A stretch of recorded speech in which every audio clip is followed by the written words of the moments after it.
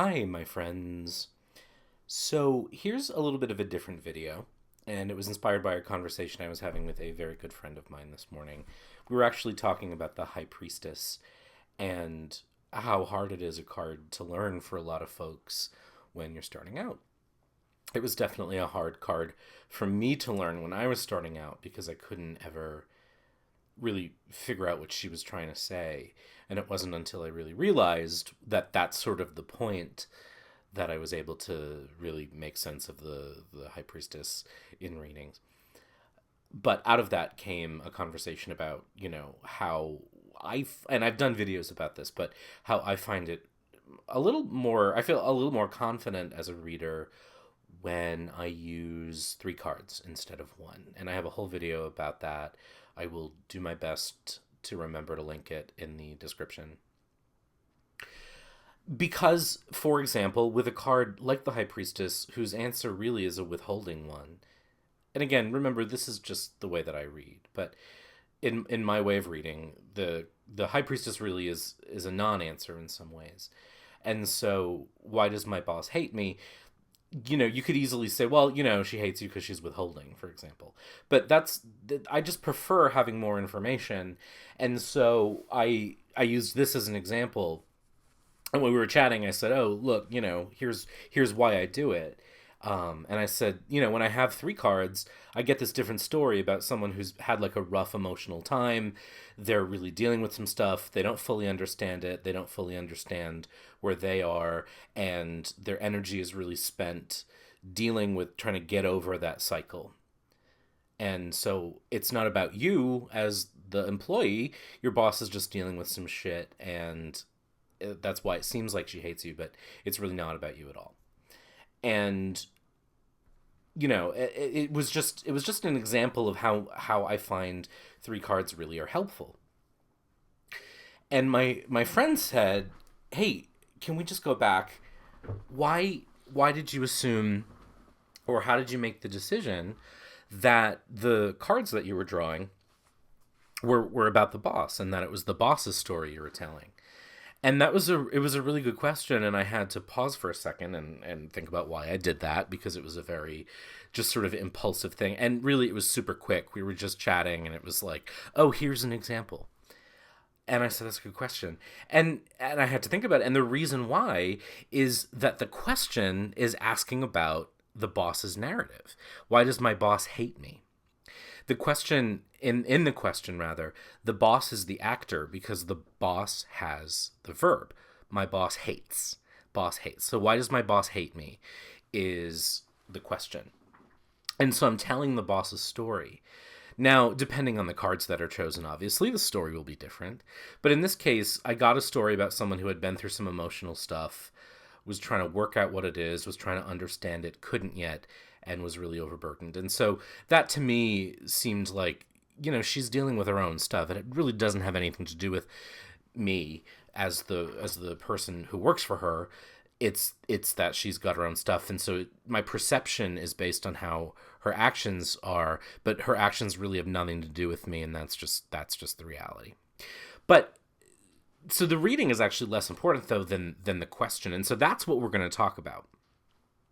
And so what we did after we talked about this, and after I talked about sort of, oh, well, here's why I did that, was we actually like looked at some sample questions and had some fun taking them apart and figuring out who I was really reading for in the question, or whose story I was telling. And so what I thought I would do, because I thought this was a really cool thing, is share that with you tonight. So that's what I'm going to do.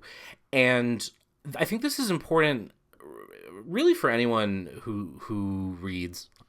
I think particularly folks who read for others, who do like third-party readings, this may be interesting. But even if you don't like doing third-party readings, I think this is interesting because the way that you phrase a question may take you into water you don't want to go in. And so the point of this is actually to really look at a question, turn it around a little bit, and explore whose story I'm really trying to tell with the cards. All right, so we're going to look at a bunch of questions that are phrased in all different ways. Some of them are similar, some of them aren't. And I'm going to share with you why I think the story belongs to a certain person or player, what I'm going to call an actor in the equation. What I'll do, though, first is I'll share the question and I'll pause for, I don't know, 10 or 15 seconds and let you figure out what you think. So you can kind of play along at home. And then I'll talk about why I said what I said. All right? So that's the purpose, is really just for us to pause and think about questions. And again, the reason why I think questions are so valuable is because when we get stuck, when we get hung up, when we feel like we're not being specific enough, when we feel like our answer didn't really go where we wanted it to, or feel as powerful as we thought it could, it often has to do with our connection to the question and what we chose to ask. And that's why I'm always really harping on, like, really spend time with the question. The question is just as important as the reading. The question is just as important as the cards that show up. All right, so take a look at this one. Why am I constantly overwhelmed by my mother-in-law's criticism? All right, so look at this question and figure out who the actor is. Who am I reading about? And let me just pause for a little bit.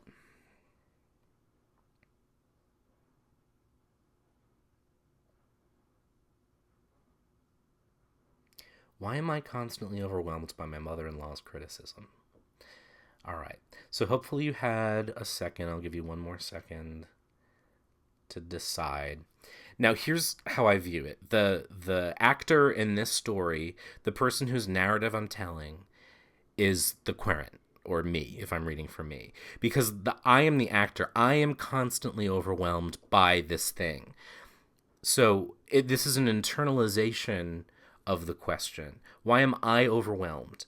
The mother-in-law's criticism is the cause of it, but I'm not asking about the criticism in this case. I'm asking why I'm overwhelmed by it. The mother-in-law and her criticism are tangential. They are they're not the side effect of the root cause, but I'm not asking about that. I'm asking why I'm overwhelmed by it. All right, does that make sense? I am the actor because I'm the one doing the actor in this case. I'm the one who's overwhelmed, so I am the person whose narrative I'm telling in the story. So if I were going to go back to like my 3-card reading, if I wanted to, I could say, I'm doing some emotional work of my own. This woman who I don't understand, and who seems really withholding and really distant from me, is just piling on top of me at a time when I have my own emotional well-being that I'm trying to work through. So then the narrative becomes about me. All right, now let's look at this one. Why is my mother-in-law constantly criticizing me? Why is my mother constantly criticizing me? So, who's the actor in that equation? Who's the actor in this play? What do we think? Maybe this one's a little bit easier based on what I just said, but if you're curious, it's the mother-in-law. The mother-in-law now has the verb. My mother-in-law is constantly criticizing me. So in this case, it was why am I overwhelmed by her criticism? So I was doing the acting. In this case, the mother-in-law is criticizing, so she's doing the acting. And again, if I were to go back to my 3-card reading, I would have to create a narrative that explores that this woman is leaving behind some stuff of her own, and she feels like she needs to go within herself, and she has a tendency to burden others. Just, again, really, I'm not going to do this for each one, but just to give you a sense of like how the story shifts. All right. So let's look at this next one. If I take this job in Boston, will Harry follow me? All right. So who's the actor in this equation? Who has the verb? If I take this job in Boston, will Harry follow me? All right. I guess I should say, you might as well, like, if you're not there yet, just pause the video and you can think about it some more. Now, this is a tricky one. If I take this job in Boston, will Harry follow me? Harry is the actor here, because what I'm asking is, I'm going to Boston. That's established. If I do that, though, is Harry going to come with me?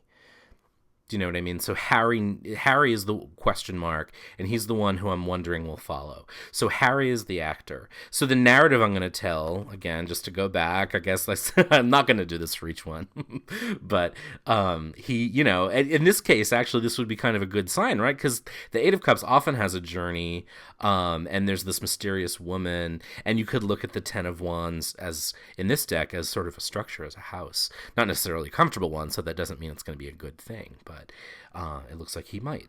All right, but he's the actor in that equation. Now here's the next one. Does Harry want to move to Boston? So who's the actor in that equation?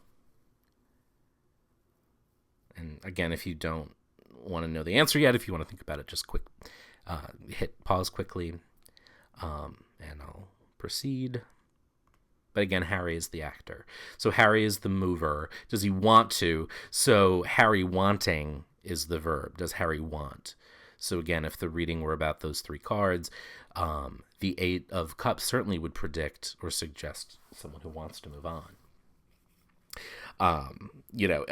Let's do it again. It's just so fun, right? Like, okay, so here the visual language provides a really interesting thing, because Harry, if we look at the card, Harry's moving in another direction. She might be the high priestess, and he's moving away from this woman he doesn't understand, and now she's all sort of hidden away, or he is sort of feeling, if we look at this guy, he's moving away from everything on the right, so he may be feeling sort of overburdened by this woman he doesn't understand, or this person, I should say, let's be gender non-specific, this person that he doesn't understand, he's moving away from it. All right. So next, if Harry takes this job in Boston, will he invite me to go? Who's the actor in this one? Whose narrative am I telling when I answer this question? If Harry takes this job in Boston, will he invite me to go?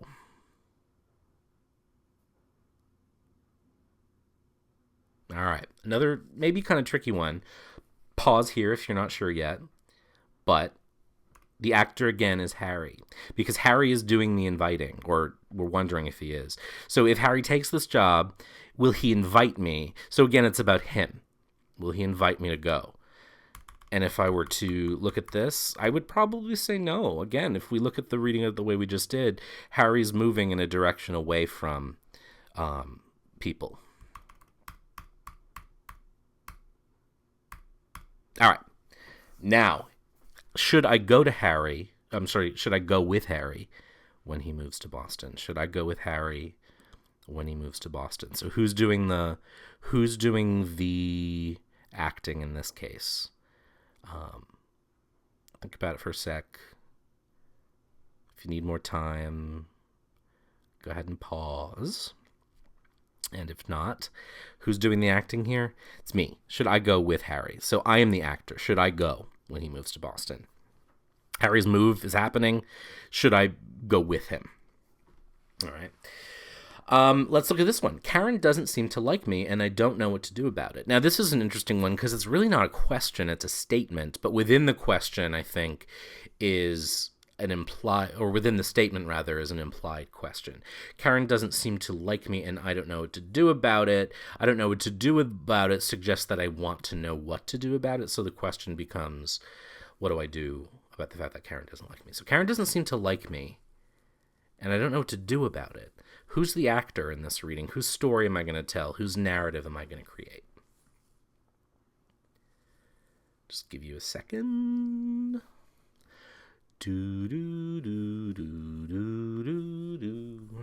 All right. Here, the actor is me. I don't know what to do about it. So implied in the question, Karen doesn't like me. She doesn't seem to like me. That's a given, but I'm the one doing the acting because I need to know what to do about it. So again, the narrative that I'm going to tell when I lay out the cards, just to go back here, because it's a very different situation than the ones we've been looking at. Karen doesn't like me. I don't know what to do about it. It seems, again, like if we go to the hype, Karen seems like the kind of person who's just not really easy to understand. You're getting overburdened by it. Like, move on. All right. All right. Why doesn't Karen like me? Who's the actor in this equation, or in this little play? Take a second. Pause if you want to. And hopefully by now you've gathered that Karen is the actor. Why doesn't Karen like me? The actor is Karen liking. So she's the actor. She's the one whose story I'm going to tell. It's sort of like the boss question at the beginning. It's exactly like the boss question at the beginning. Why doesn't my boss like me? So again, we don't have to go through. I would probably come up with a similar narrative. It really isn't about you. It's about her stuff. I'm torn between Scott and Amy. Which one of them is best for me? I'm torn between Scott and Amy. Which one of them is best for me? This one's a little bit of a trickier one, so I'm going to pause for, I don't know, about 5 or 10 seconds.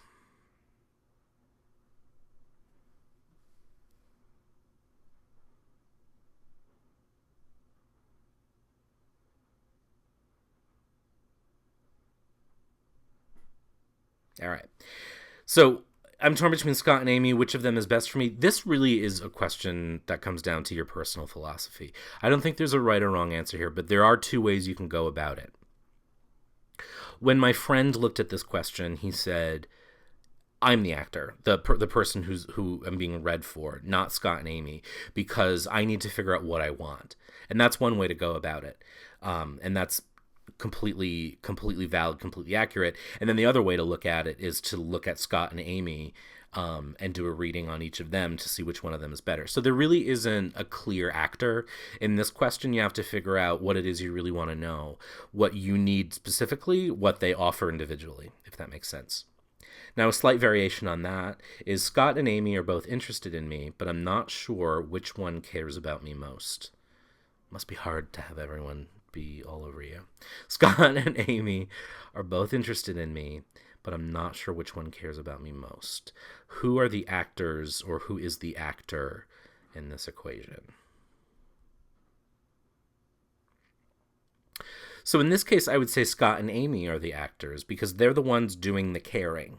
And it's really an issue of figuring out what each one feels. And so again, this is another thing where I would probably look at two sets of 3 cards, one representing Scott's feelings, his caring, and Amy's. But Scott and Amy are doing the acting. They're the ones doing the caring. From our point of view, we're exploring how they feel about me, for example. So that's really it. I think, that's the last one. So the reason, again, that I wanted to go through this, and the reason I think it's valuable to think this way, is because I do believe that the questions are paramount, and I do believe that the more time we spend just understanding what we're really asking and whose story we're really telling, the more confident we'll feel when we lay out the cards. So if when someone asks us a question, rather than like, okay, great, Scott and Amy are interested, who cares about you most? Shuffle the thing, throw out 3 cards. You know what I mean? That we actually take a moment and say, whose mind, for lack of a better word, whose mind am I reading? And in many of these questions, why don't you like me? Who loves me more? Etc. Will he ask me to move with him to Boston? Does he want to move with me? All of those have to do with the state of mind of another person. The other ones, like, what do I do to overcome my insecurity about Karen not liking me? Why do I feel overwhelmed by my mother-in-law's criticisms? Those are about my state. And so knowing which state I'm working with, and really just taking a pause to say, who's the actor, who's the subject, and what's their verb at the beginning of the reading, before we lay out cards, before we shuffle the cards, makes it a lot more likely that I'll have a successful and confident reading at the end, because I know whose story I'm telling. So I recommend really just taking a minute, and I am absolutely someone who should be doing this more often. Even at the beginning of this little story I started telling, I didn't even really think about it, I just did it. And then when my friend said, hey, why did you read it that way? It forced me to say, why did I read it that way? Happily, for once I had a good answer, which is that the question's about her. Why does my boss hate me? My boss is doing the hating, so she's the one I want to know about. But, the more effort we put into the question, understanding the question, parsing the question, the better. So I hope this was helpful, as always. If you have any questions, please let me know, and have a great week.